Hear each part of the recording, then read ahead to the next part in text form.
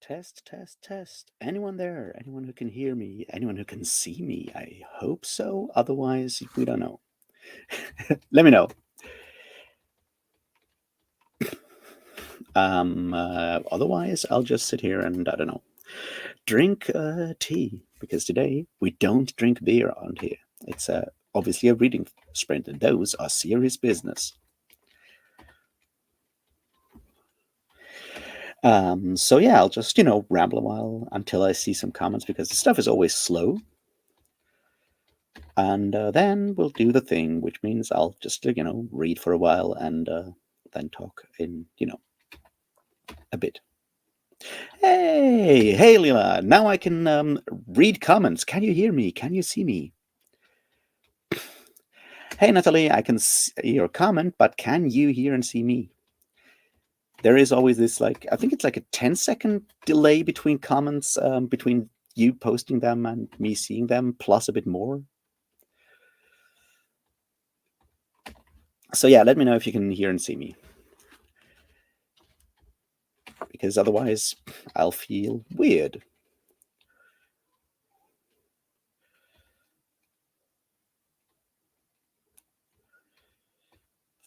Wonderful. So yeah, hello, Lila. Let's see how this works. I've done live streams before, but I've never done reading sprints. So we'll improvise. Maybe I'll get a really big book and pretend that I'm reading, so you can see me reading a book that I'm not reading. If you look at the screen in the sprint parts. Otherwise, I'll come up with something else. We'll see. So let's just do this and see how it goes. How have you been today? How is your stuff? What are you planning to read? I am definitely going to finish Richard Hofstadter's Anti-Intellectualism in American Life within the first sprint, because I'm on the last paragraph or something of the last chapter. And then I'm going to do something else, and we'll see what that will be.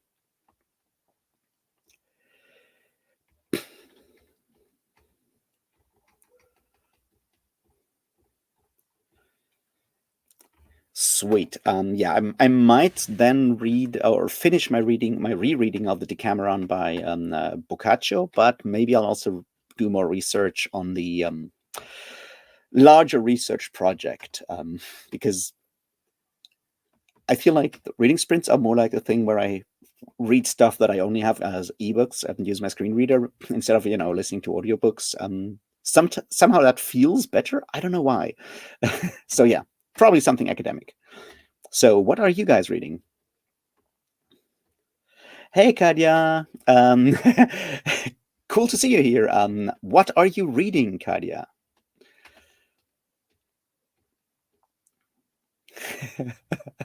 Yeah, we'll see. I also have a bunch of wool here and some knitting needles, as one has on their desks usually. Maybe I'll start knitting either a scarf or a hat, because that's the thing I can probably come up with. We'll see.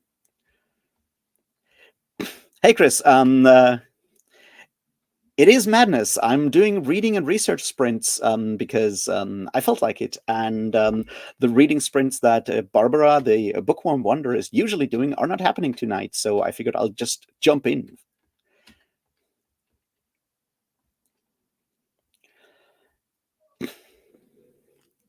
The Psychology of Time Travel. I have not heard of that, but it sounds interesting. Is that still for the readathon where you needed a time travel book that you were talking about last week? I assume it is.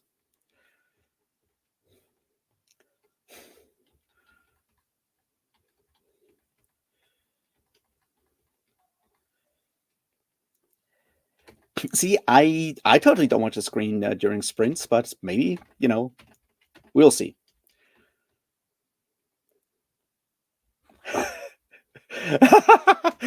Yeah, because that sounds like a plan. No. We'll do the proper reading sprints, and I guess we'll do I don't know, 15 minutes talking, then 45 minutes of reading, and then we'll check in and see how y'all are doing. And then we'll do that until I'm incredibly tired and exhausted and can't stand tea anymore.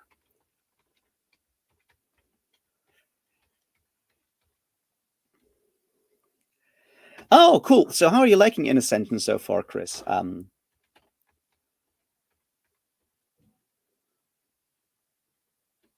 Yeah, you're reading fast, Kadia. I mean, how far are you with Fall of Light so far? I know you started it, but how far are you?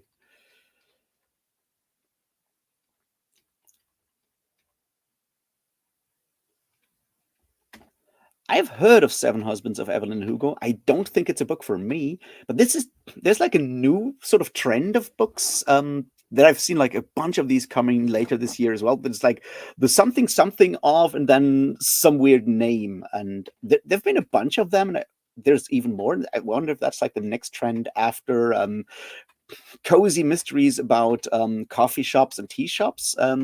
If this is like the next trend, or if it's not, but I've seen a bunch of them, and the pattern clearly speaks to someone in some marketing department trying to jump on a trend there.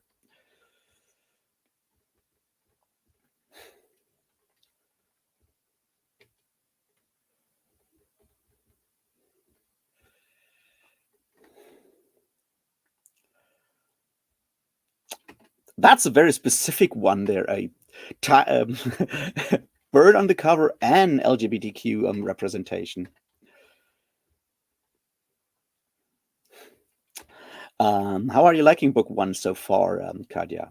I mean, Fall of Light is like a really interesting one, and I can't wait for you to reach the end because there's something happening near the end that is really cool. Glad you like In Ascension, Chris. I really really enjoyed it. It has this like super nice pacing to it. Like it's very slow.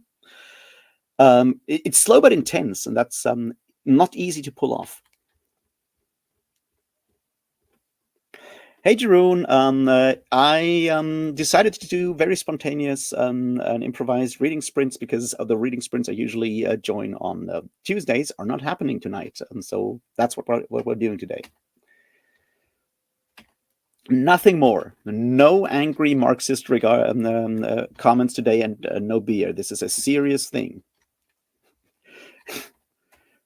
Also, I forgot to buy beer.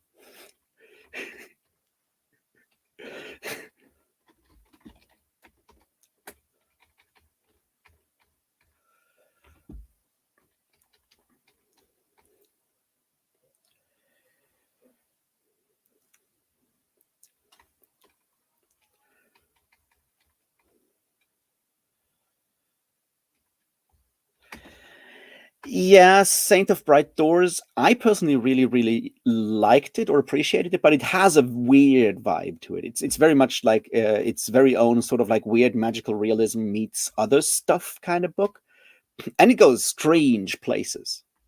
But it would have LGBTQ representation. I don't know if it has a. I doubt it has a bird on the cover though.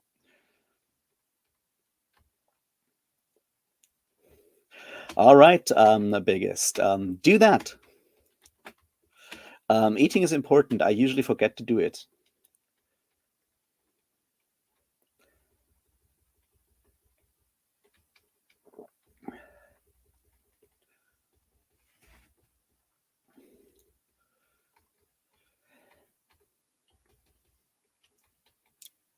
Yeah, I'm.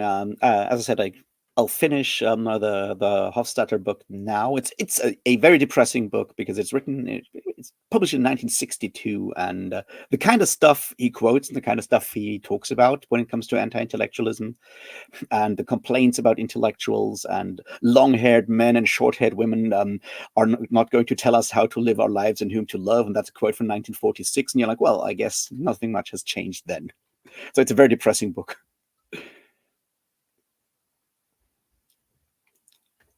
Oh, Jeroen. So where is that largest secondhand bookstore in on the European continent? I think that's the kind of information that we all need to hear.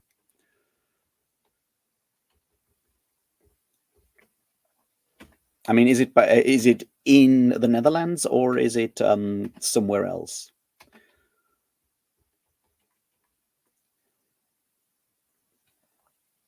European continent. That's specifically not the EU, but I don't know. So I'm very much agog to find out where the largest secondhand bookstore is. Ah, the book exchange in Amsterdam. All right, that makes sense. That is too far for me, and I rarely need secondhand books, but I guess it's good to know that should someone need a lot of secondhand books, then Amsterdam is right there.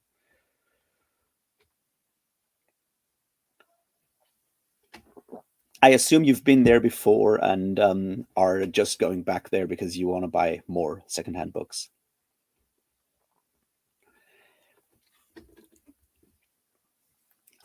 So yeah, I'm gonna finish the Hofstadter thing, and then I'll try to figure out what next to read from my list of research material for the what I always call the War of Dan Brown, or War on Dan Brown, although it's more a larger thing on conspiracy fiction. So I have some books on conspiracy theory. I also have like an collection of essays on Umberto Eco, in particular on the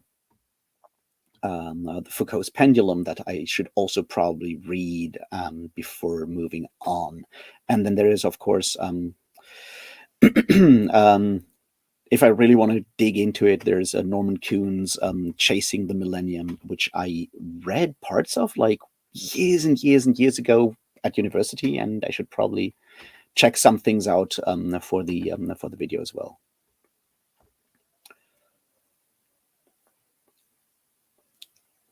Okay, in that case, I guess a large book exchange sounds like the perfect break for you, Jeroen. So I hope it will be all that you imagine it is.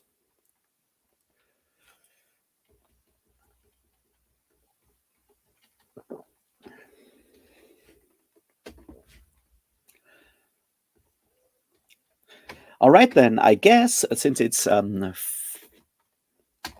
quarter past, we'll just do 45 minutes of reading, biggest eating, and so forth, and I'll be checking in on the full hour, which was 8 p.m. for people in continental Europe, or at least the western part of continental Europe. And yeah, we'll all have some good reading, I hope.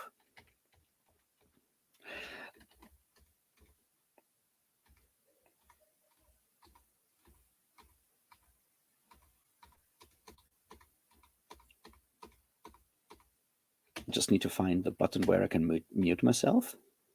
Ah, this is weird. Okay. In this case, yeah, happy reading, and I'll talk to you in 45 minutes.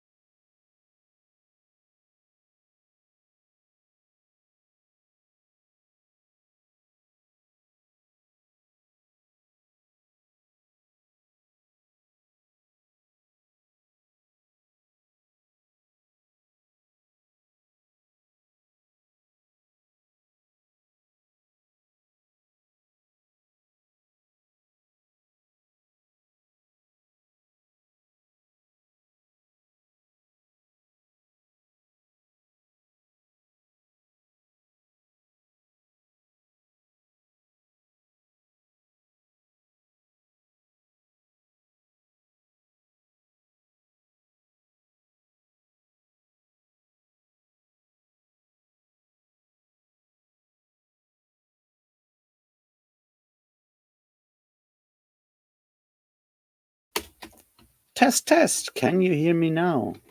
This is weird. Buttons not doing what they're supposed to.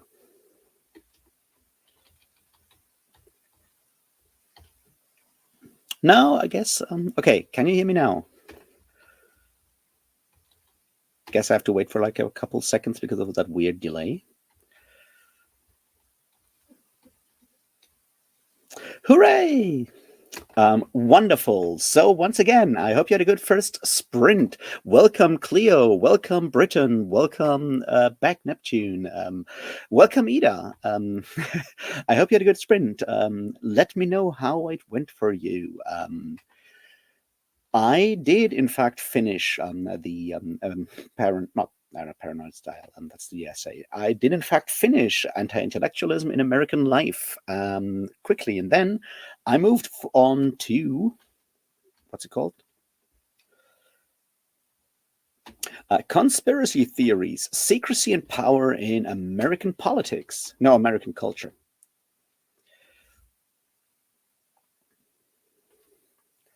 From the University of Minnesota Press from 2008.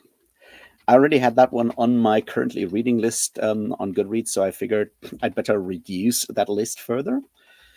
And I finished the introduction, so I'm technically now on page 23 plus however pages with Roman numerals the preface took. Because page numbers in academic books are kind of weird.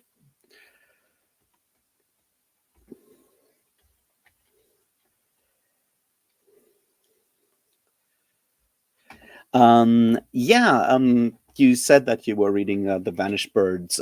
How does it compare for you to Spear Cuts Through Water, which I also haven't read for, reasons?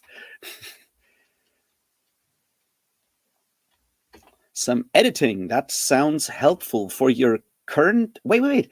Isn't like your current book like coming out this month or already out and I missed it?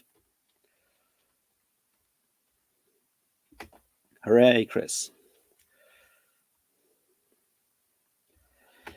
Dinner, yeah, that's smart. I should probably eat something during the next sprint because, as I said, I sometimes forget to eat. 15 pages, not too bad.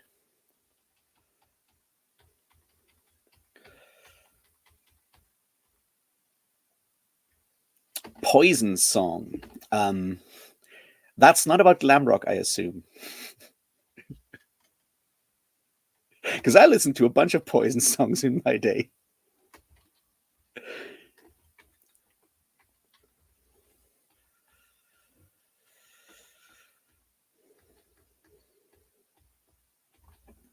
All right.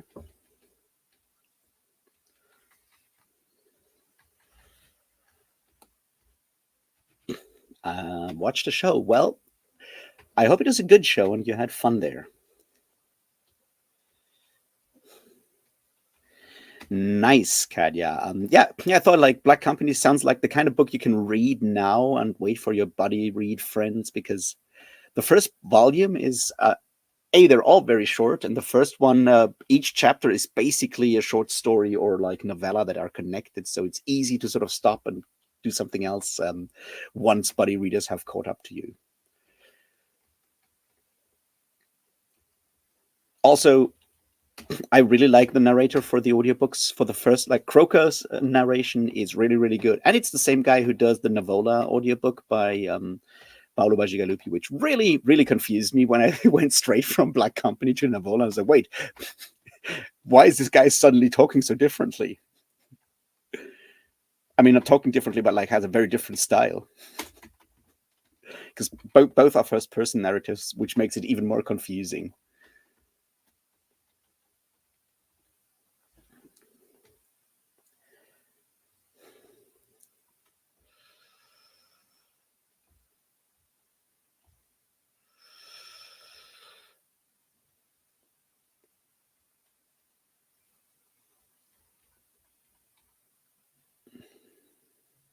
The Winnowing Flames.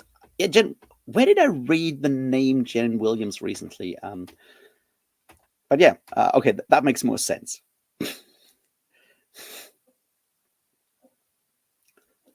Wow. Wine and cake and 15 pages. That's quite the achievement.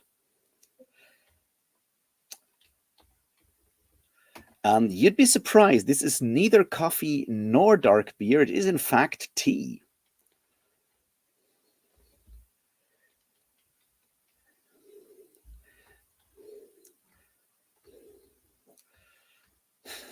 Not Thursday. Definitely not Thursday. Do I? Does that mean you were editing? Definitely not the book that is coming out on Thursday.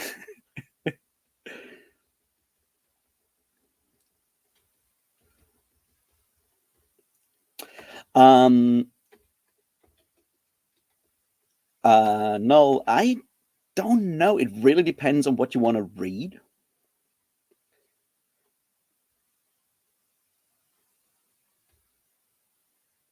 I think, like, I mean, if you want to learn German to speak German, then sure, go ahead.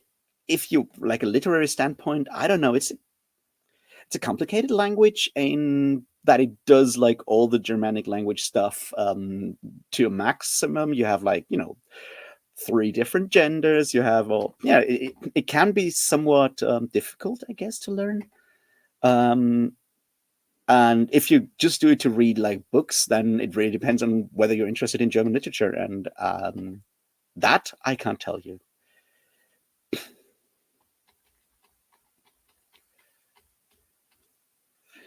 I hope that makes sense. I don't know. Germans, I don't know how Germans feel about learning German. I mean, other German speakers in the chat, what's your opinion on learning German? Is that a good idea?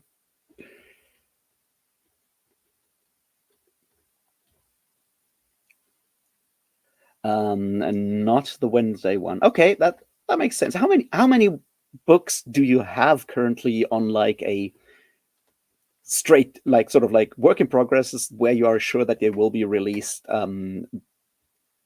relatively soon? How many books are you working on? Because I don't know, it's probably like a me thing. Like if I were a writer, I don't think I would be able to do like more than one project at a time because I'm really bad at doing things in parallel. I mean, I'm also really bad at doing things in in one go, but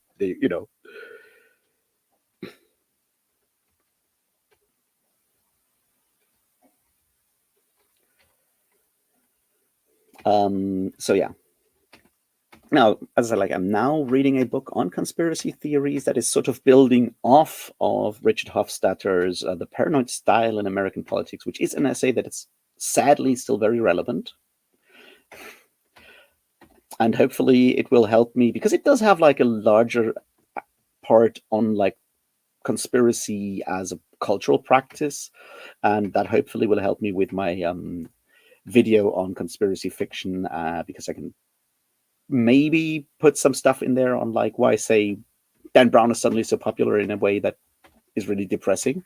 So I'm hoping I can find some sources on like how conspiracy became more mainstream in a way that it maybe wasn't in like the 60s or whatever. So that's sort of like the one hole that I still need to plug, which is why I hope this book will help me with it. The alternative was a book called Selling Spirituality, which I think is the one that I'm going to read afterwards because it's about how the new age kind of got taken over by neoliberalism and has become such a mainstream sort of uh, industry, which I think I can also work into that larger argument on like why certain aspects of say Dan Brown's novels and the stuff he picks as inspiration are sort of part of what makes his book so successful. So that's why the kind of academic reading I'm doing right now.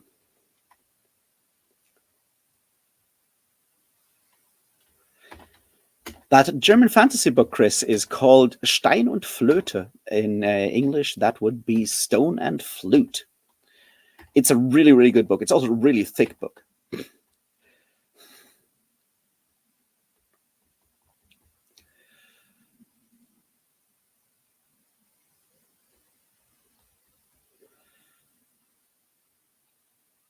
Four complete manuscripts. How long have you been working on these four complete manuscripts, though?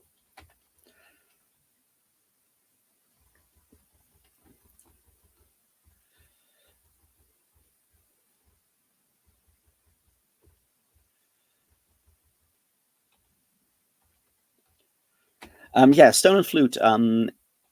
It's a really sort of like has more like of a fairy tale vibe, but like very much a fairy tale for grown-ups. Don't get me wrong. It's brutal and stuff, but it has a different sort of atmosphere from what you might take in either like like American sort of like sword and sorcery fantasy style that kind of evolves into grimdark, nor the what's it called?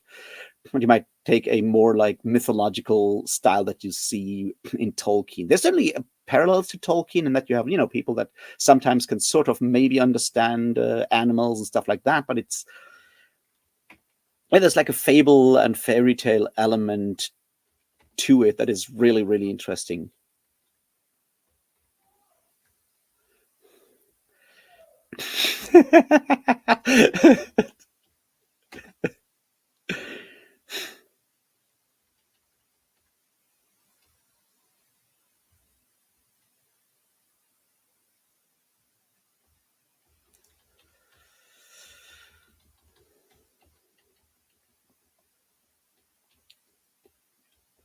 Yeah, that's the thing there. Like, I read Dan Brown when I was, I don't know, 15 or whatever, and I didn't hate it then. And like, whenever I remembered, like, try to think back on what I read back then, I got more and more angry. And then I reread the books, like the first three Robert Langdon books last month, and oh boy, they are bad, both on like a just like literary form level, but also and mostly when it comes to the content, because holy shit, does he do bad things? Also, they're full of ableism, racism, and other discriminatory language when it comes to, marginalized folks. That's another part of there.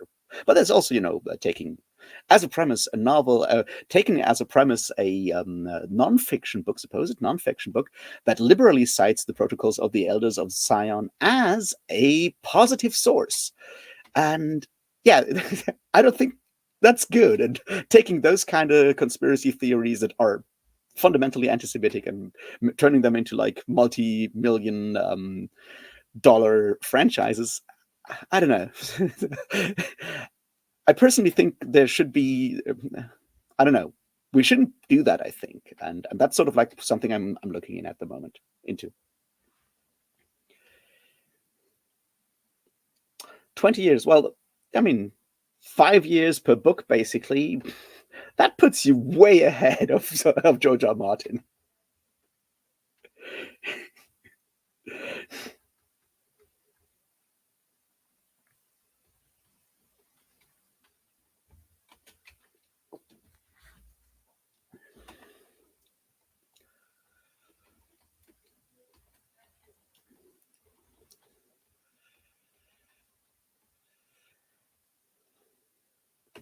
More cake. I begin to envy you. I will definitely have to eat something in the next during the next sprint. I'll see what I can find. I suspect it will not be cake though.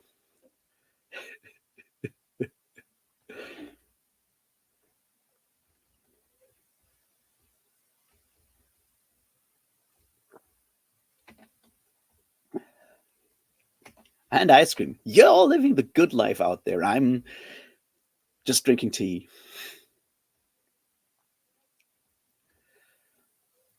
Lyle's Golden Syrup Cake. Never heard of that. That sounds like something I would not even get out here in the on the lonely mountain somewhere in the wilds of Germany.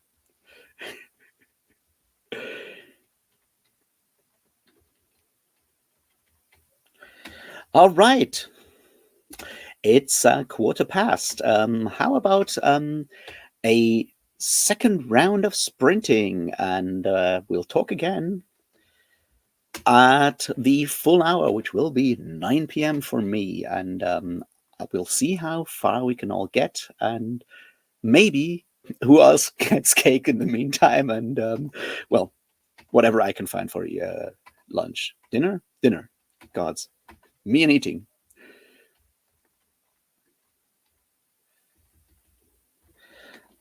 All right, find out where to mute myself.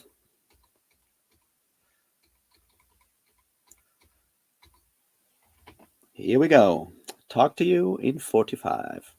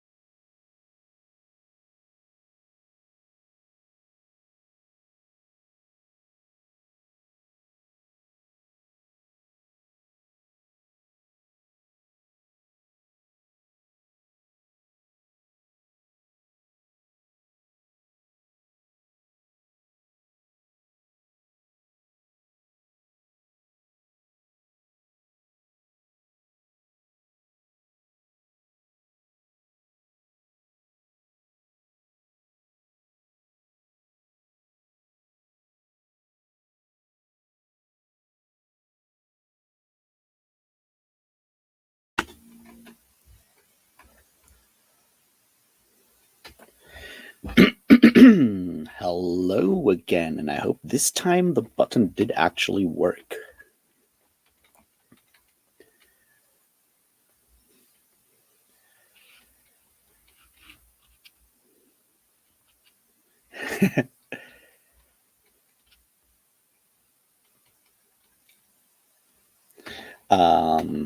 Yes, I had to go and make tea and get myself at least a small sandwich to eat because, once per day one should eat. I am, Britain, listening to, reading, whatever you want to call it, conspiracy theories. God's the title. Secrecy and Power in American Culture by one Mark Fenster.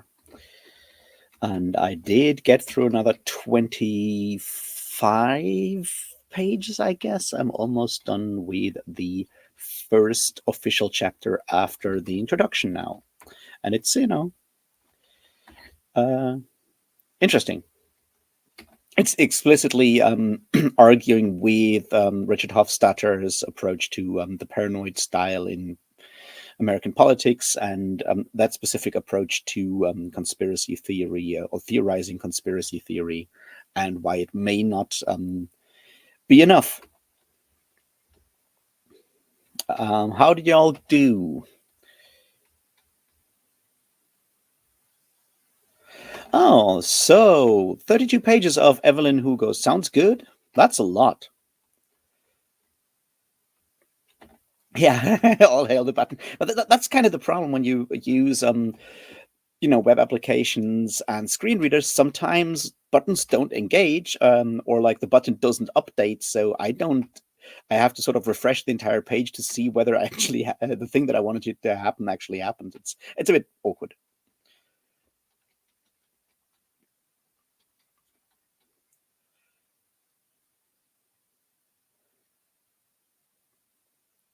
Okay, the psychology of time travel. I'm glad you're liking it so far.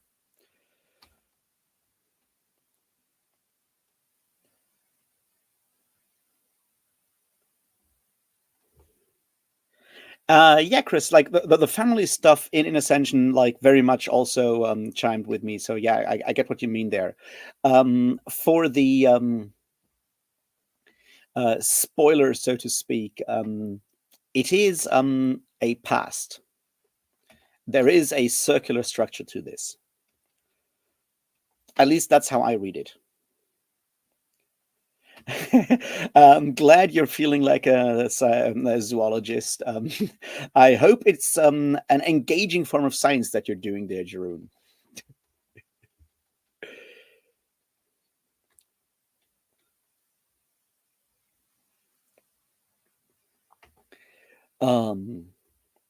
How is Tenantly? I always wanted to read that. Mercedes Lackey, possibly too, but I've yet not gone to either one, which is a bit of a shame because they're both like classics. Yes, I had. Well, I had one sandwich, which is all I could find in my fridge. Turns out that it also helps if you go shopping during the day. Oh, nice, True. A book blurb. What kind of book? Is it something we might be interested in? Or are you now?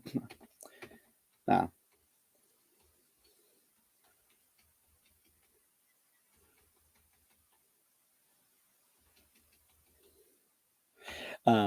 yeah. Sorry.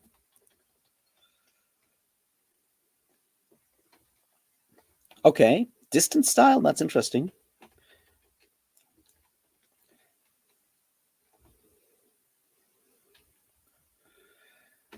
The lark and the wren. That sounds very ornithologistic.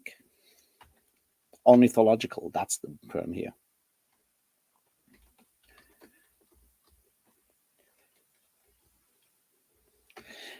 Yeah, I feel like both Kenneth Lee and Mercedes Lackey kind of get ignored by a lot of people, even when they go back and read older fantasy. Just like by me, because I've been aware of them for like ages, and then I always do something else, which is a bit of a shame. Now that sounds cool. A girl wanting to be a bard.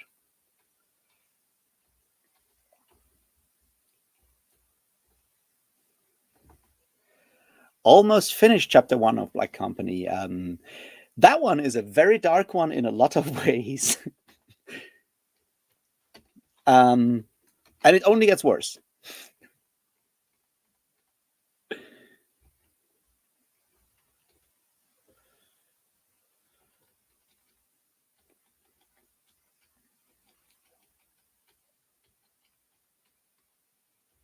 But yeah, the first one I think sets the tone really well for Black Company, and that you see that like they're badass, but they're also mercenaries. Mercenaries are not necessarily the good guys.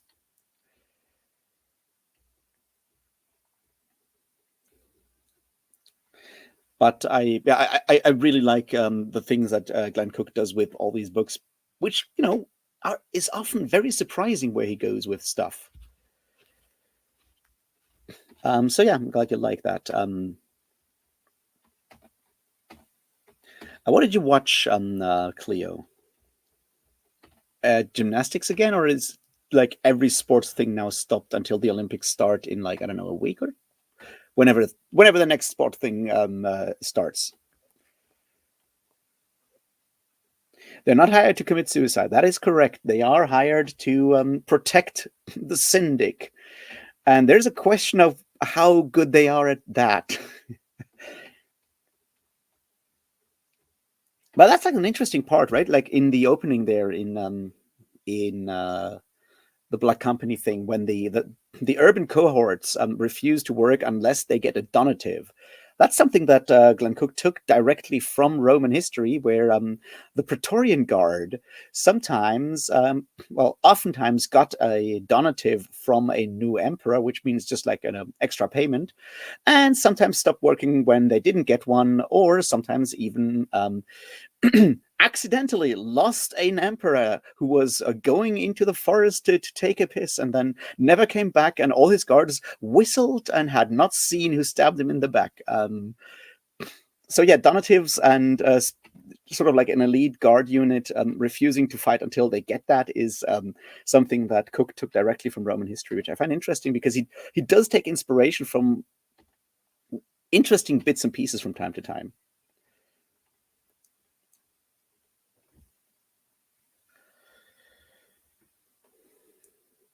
Uh-huh. Um, yeah, it may surprise you, but I did do gymnastics on like the local competitive level as a kid. So I I kind of have, well, I don't have an interest in gymnastics now, but I have done gymnastics before because I've done a lot of weird things in my life.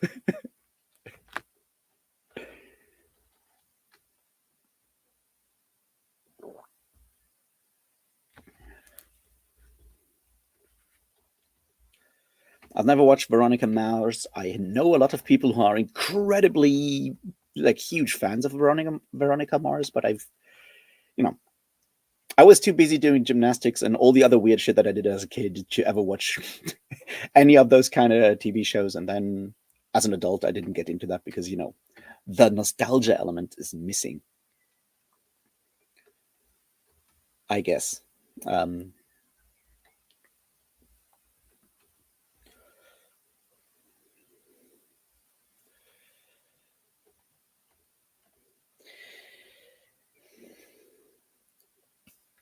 yeah, I mean,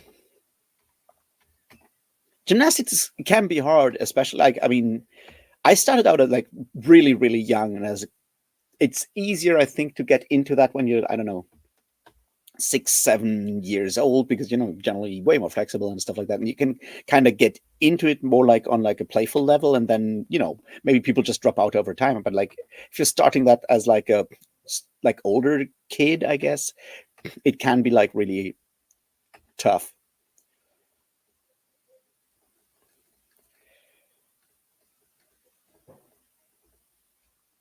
Veronica Mars is a 90s TV show that got like a crowdfunded movie a couple of years back. And from all I remember, it's sort of like teenage detective stuff, but I know very little about it. Rowing, Kadia. Horse riding, gymnastics, and rowing is what I've done as sports.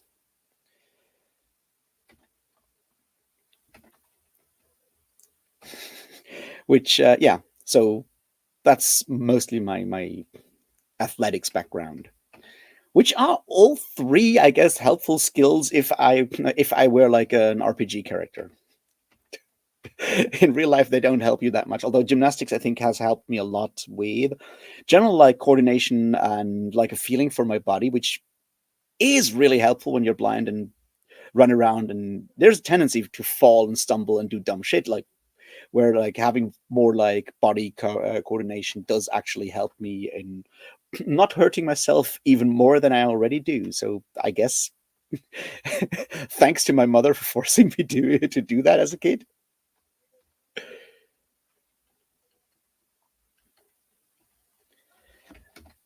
I guess.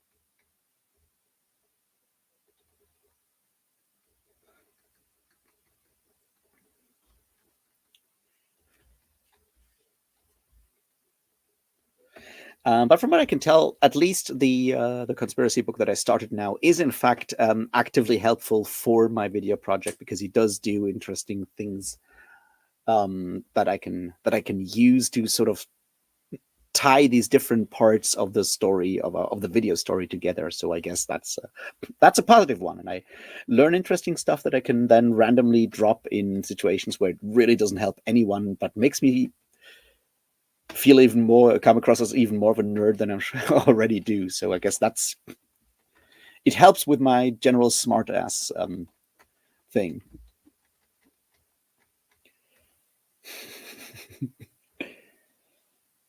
So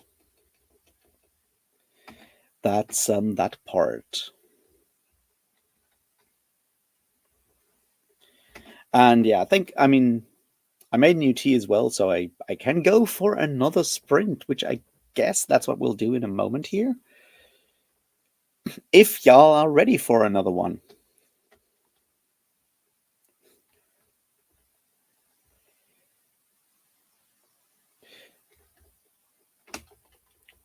I okay, Lila. It does have a chapter. It's the second edition. From what I can tell, the first edition came out in like 99 2000, because it has, and this one is from 2008, so it does have a large-ish chapter, additional chapter on 9/11, 9/11 truthing. It doesn't go into QAnon because it's just not, yeah, it's not old. Well, it's too old for that. Although I mean, it doesn't look that much on specific conspiracy theories, but more on like the media strategies and the way conspiratorial thinking is ingrained and embedded in society, both as a political strategy and as a cultural form, in fiction and in nonfiction and so forth. So it's more like a theoretical one. So dissecting one or two big conspiracy theories, like the 9/11 stuff, and this one looks at like the 90s militia movement, Ruby Ridge, those kind of things as examples. Not JFK for once, which I'm personally very thankful for. So I think that is helpful enough, and it doesn't necessarily need to look at like QAnon and debunk. It's not debunking stuff. It's literally just looking at the structural elements, which is more what I need at the moment. So I'm happy with that. It seems to have one chapter also analyzing the Turner Diaries, which that one will be a rough one, but then again, also necessary.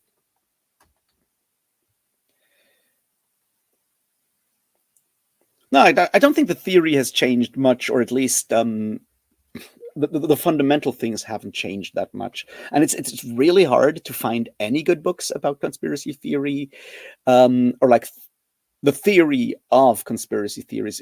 It's really difficult to find anything that isn't either, highly populist or just debunking specific conspiracies. Or I read one that really really annoyed me because it was very like 2000s internet atheist, which is does not help, because it's, yeah, we have all these like evo psych biological arguments of like why we are believing conspiracy theories, and I don't need that, because that's not my point. I'm looking at cultural elements, and if you go like, no, it's all just because our brains are wired to see conspiracies, and ignore the fact that there are certainly interests in politics and media and so forth that profit from from actively stoking conspiracy theories. If you just like take all of that part out, you're missing an important picture, and especially the one that I'm looking at, because I'm doing media analysis. So it didn't help me much. So it's really hard to find good literature on it. I'm hoping that this one will give me some, further hints where to go with it. So yeah, that's what I'm doing in this case. It's from University of Minnesota Press, so it is an academic book. It does have a large set of footnotes. I think it's like 100 pages of like endnotes at the end. So it's I'll have fun with it, I guess.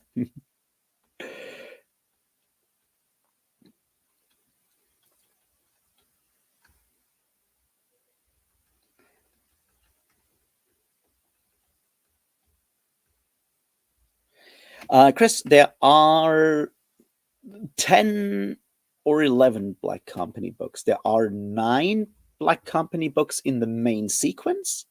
Then there is the Silver Spike, which takes place between or after book 3 and in parallel to book 4 of the main sequence. And there is Port of Shadows, which is a collection of short stories set in time somewhere between book 1 and 2, but that one came out much later, and a lot of fans don't like those stories. I only read them once and found them okay. I'll have to reread them to have a clearer judgment about it.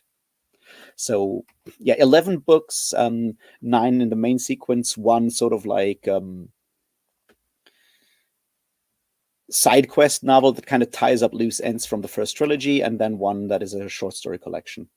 But there will be more. There's apparently another full trilogy that Glenn Cook has already partly written and fully outlined that will come out in the coming years, which is impressive because the man is like in his mid 80s, I guess.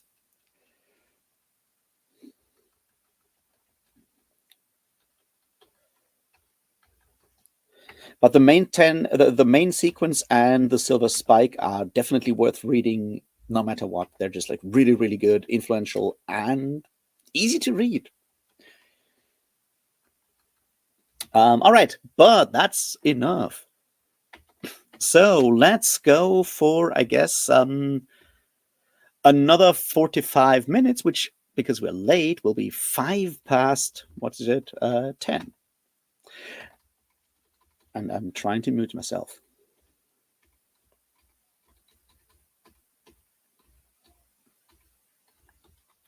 All right, see you soon.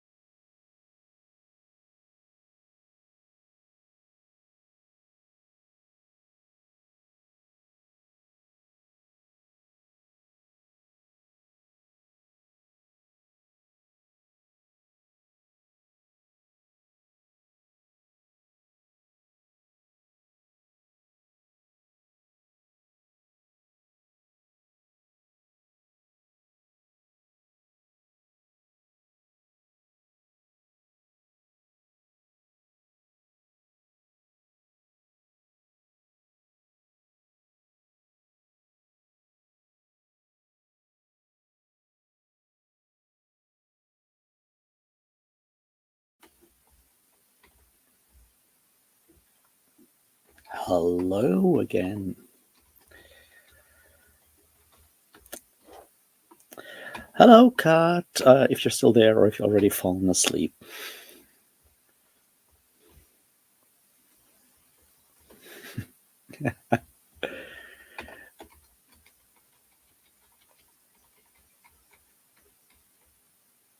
All right, how did you all do? Or did it not work? But, I don't know, seems to have worked.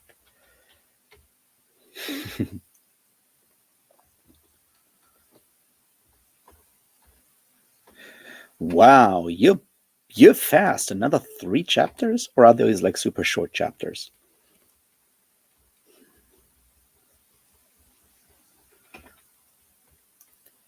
I did not get through another chapter because this one is 40 pages long, and 40 pages in these academic books are, well, very small print chapters, I guess, of pages. So,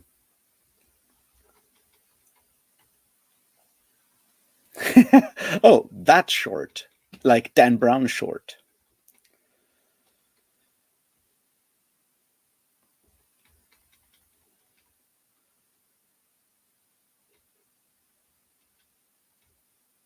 Well, random stuff is good as well. Like sometimes you need to do random stuff. Hey, Tristan. I am reading Conspiracy Theories: Secrets and Power in American Culture by Mark Fenster.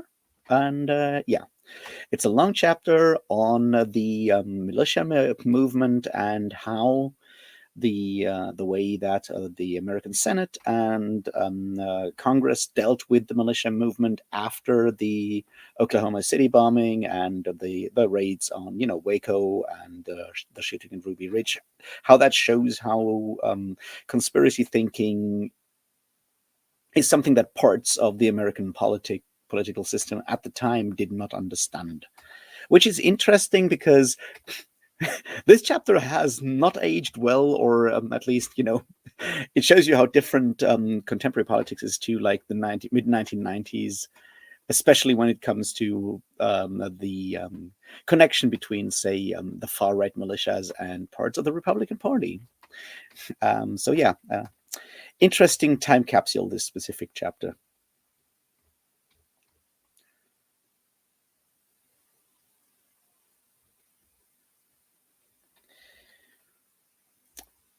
Blood Over Brighthaven. That's another one of these titles that I've read a lot. Well, I haven't read the book, but the title came across my radar a lot.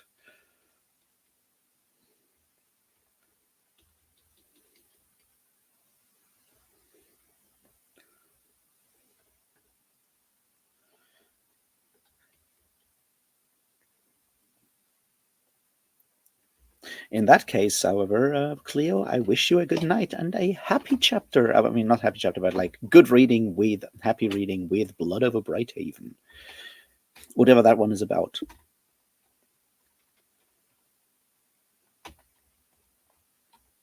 After all, I mean, it is already getting late, and I'll finish that chapter definitely, but we don't have to sprint for that. I can just do that on my own, and then I'll be incredibly depressed about how the world is not getting better. But we kind of knew that already. So yeah.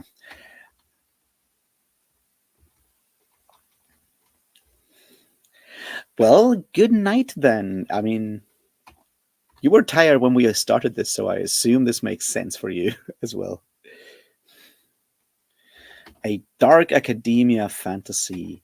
Yeah, I don't know. I've never been much into dark academia. I've read The Secret History. I think it's a good book. I don't need more of it. I think that the interesting thing with dark academia is one of those things where you have like an aesthetic that gets turned, where aesthetic and literary genre sort of subgenre overlap, and that doesn't always work out. And I guess it doesn't work out for me. I've done enough alcohol abuse as a student to not find this romantic, I guess.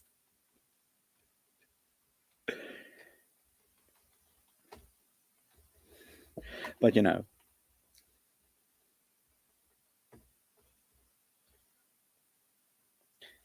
I didn't plan anything more, Leland. If everyone goes to sleep, we can totally just like have this slowly end here, and I'll just read on my own. Otherwise, I would probably do one final sprint so I can finish that chapter of the conspiracy book as well, and I don't know, do whatever. That's very much up to you.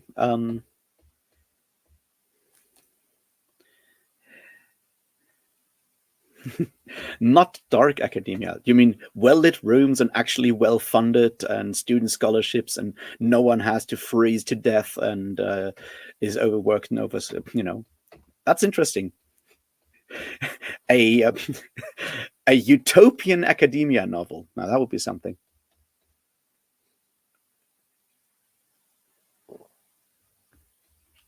But see, that's what I mean. Is like, I think like people go like everything that is set at a university is now automatically dark academia because that's the aesthetic that everyone knows from, I don't know, Instagram or whatever. And the question of what makes academia dark is sort of left on the side, because when you read The Secret History, it's just like all the alcohol abuse and the general abuse that comes from that happens at these kind of very elite colleges. But that's very different from, for example, the academia setting in Babel by R.F. Kuang, which also some people have called dark academia, but there it's a very different approach. So I don't think the literary genre has not figured out what makes academia dark, whereas obviously the Instagram aesthetic has figured that one out. They may not know what what the academia part is.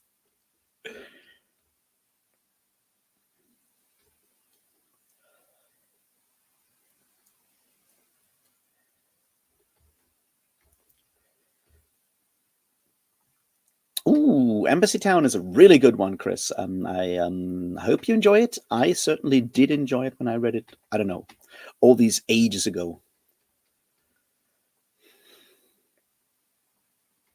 Okay, that is at least something if it's discussing misogyny and racism in institutions, which is an important discussion to be had.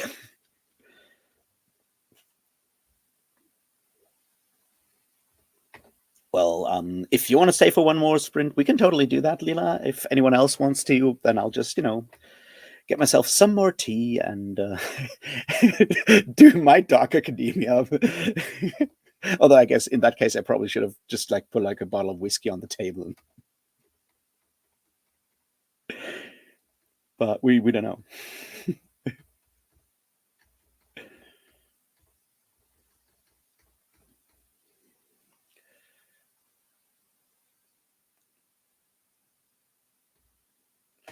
Um, I have never read anything that is called like academia. I wouldn't know about that. As I said, like I was aware of dark academia as sort of a yeah, an aesthetic and stuff, and I get that. And I've read The Secret History.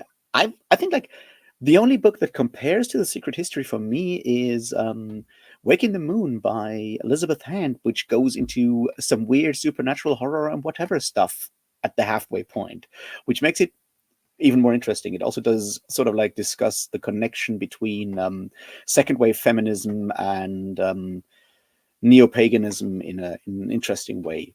But then again, it's an Elizabeth Hand book, and they're always really interesting because they go off in weird, very weird directions. So yeah, light academia.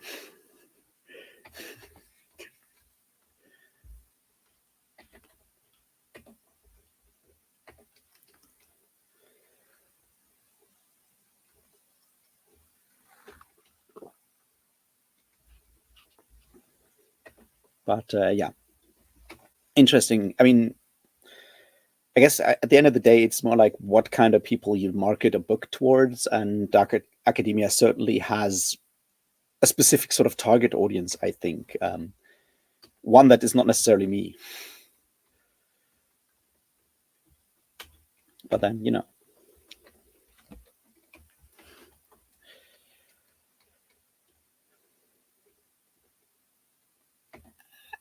not sure if Harry Potter would count as academia because it's still very much set at, your typical boarding school, whereas for like the academia stuff, you sort of have to be more like a college slash university kind of thing. I think Harry Potter more falls into that very specific sort of like boarding school novel that is another staple of like especially like British literature, right? You have that from like the 19th century on, when you have all these books set up at these different like boarding schools, and that always felt to me like a very specific sort of like yeah, the school novel is different from the dark academia or academia novel because it focuses more on sort of like the hijinks around a younger. It's the YA version of dark academia, is how I would describe it, or not even YA, probably even more like middle grade. Obviously, Harry Potter is aging out of that from what I can tell, having not read those books. But I think it's an age thing mostly.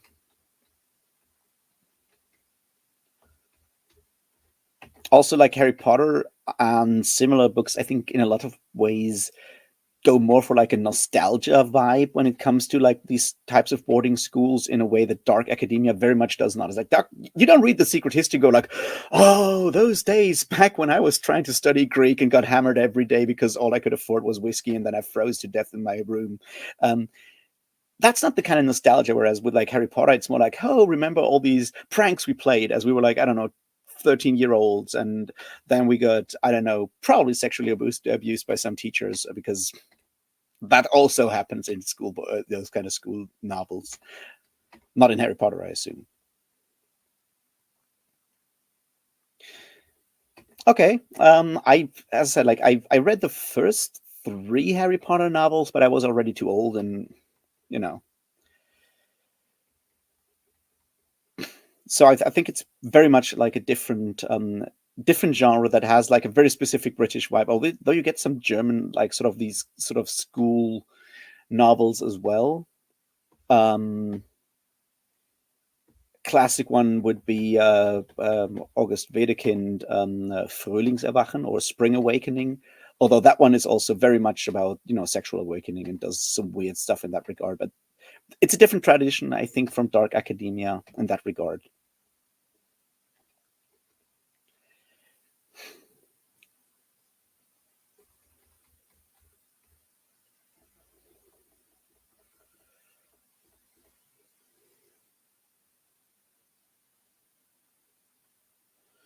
Okay. Yeah. I mean, if Voldemort takes over the school, isn't that very much like the things that happen to the to schools now when J.K. Rowling's friends are in charge? Anyway, I said no politics today.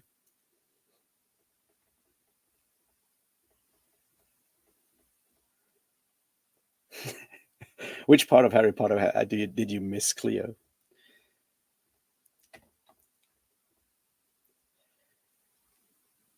Yeah, yeah. Of course, they're nasty teachers. I mean,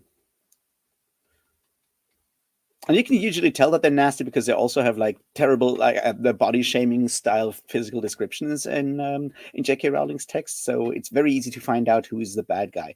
As with Dan Brown, where it's usually the guy who's either limping or very clearly described with all the Orientalist stereotypes you could find, or has full body tattoos, or is in any way not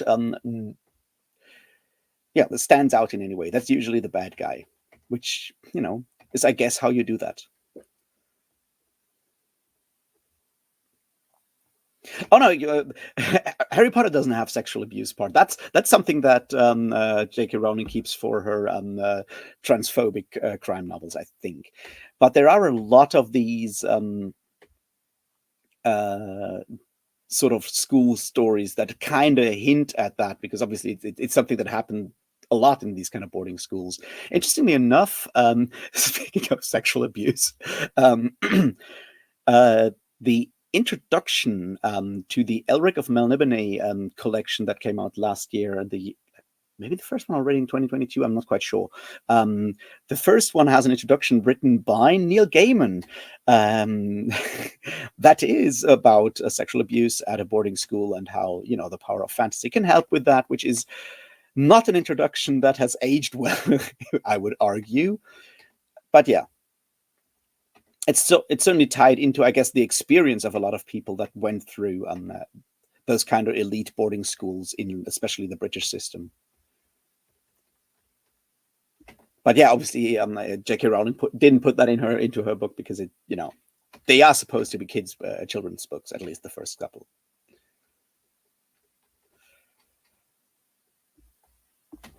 So yeah. Anyway, I didn't want this to get too dark. I guess it's all that all that conspiracy reading I've done today. It poisons the brain. Um, all right. I guess those of you who want to do that, let's do like a final sprint until 11, and then I'll pass out. And those of you who will go to sleep now, thanks for showing up. I hope you had fun. I hope you got some reading done. I hope you were incredibly productive. And yeah, we'll see what happens in the future if I do this again at some other point or whatever. Anyway, thanks for joining me at least. Those of you go to sleep. Anyone else, I'll see you at 11.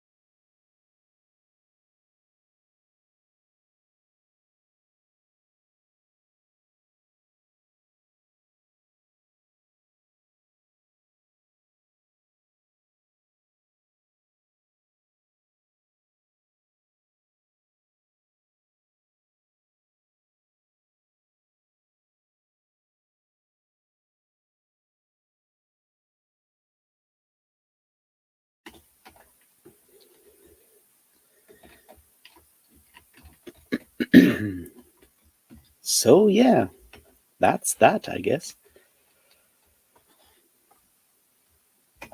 Cheers, Chris. I guess that means you went to sleep or went to do something else, depending on your time zone. Bye, Cleo. Yeah, I already said that.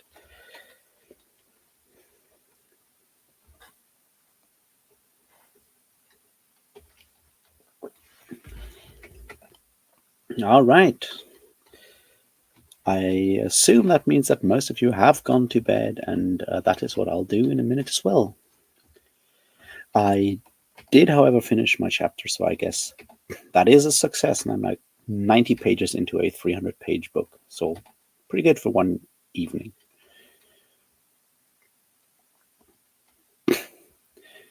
Seventh chapter, okay. That's a lot. Yeah, I just finished mine as well. So I'm now done with 90 pages of a book that is I think like 300 pages plus notes, so probably 400 pages. Yes, I am now done with part 1 of the book. The next one is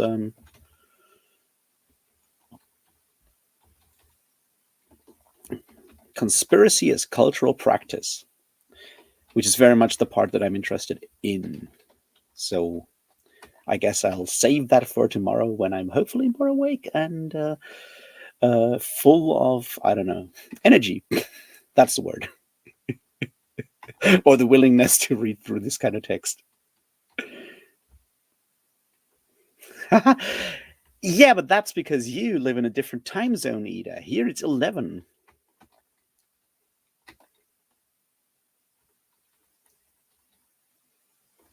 That's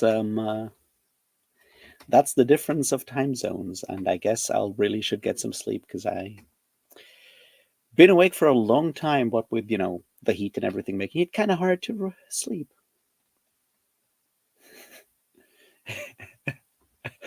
But I get it like that. I guess 10 p.m. is a productive hour if you have to deal with children and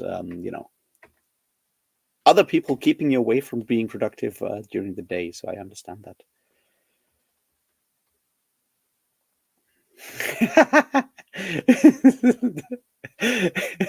I guess that even though you're Danish originally, you have gone native in those British Isles of yours.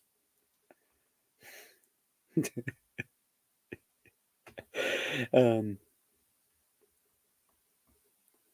Good night, Liam. Did you continue? I hope so.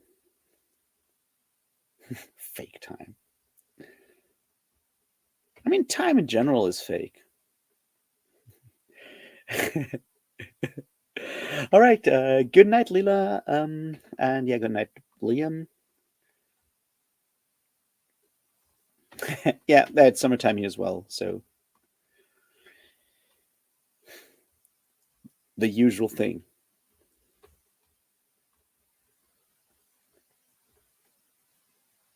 Ah. Did you continue with both, or just with the Tanith one, or the other one?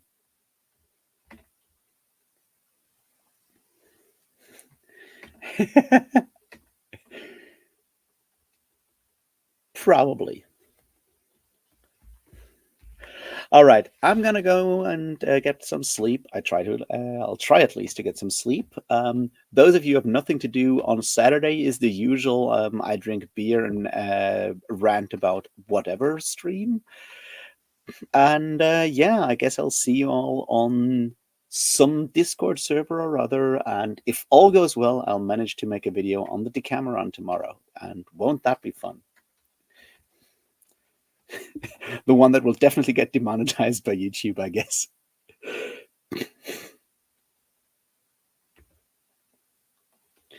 Ah, that makes sense if you do one in audio and one in text.